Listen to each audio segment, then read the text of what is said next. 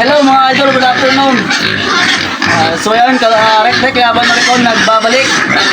So ngayon, nandito ngayon sa Barangay Salaminto, no? So ang purpose namin dito ay magkuha kami ng blood sample para sa collecting blood sampling. Yan. So ito namin sa kulungan nila Ma'am Aguilar. Ito, Ma'am Bergie Aguilar, yung owner ng kulungan na to. So ang kanilang kulungan ay gawa sa bakal. Bakal. Ayan. So ito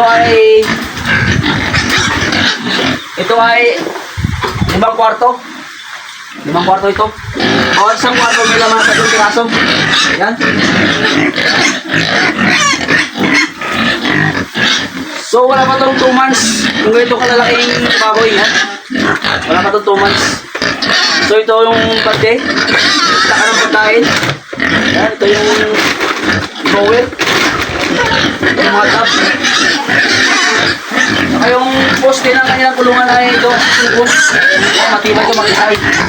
Ito ay tubo na mayamang baka at saka nilagay sinilito.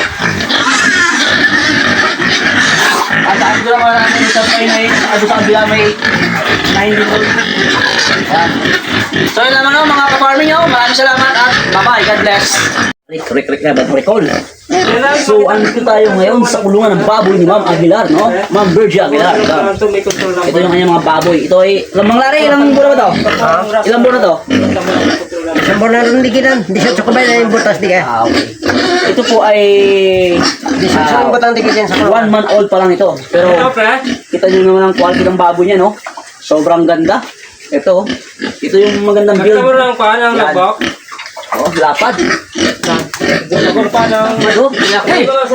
So, no, nangigil ako sa sobrang laki na to. So, ayan guys. So, yan. Alam nyo naman yung dito, no? Napakasimple lang dito. So, thank you at bye-bye.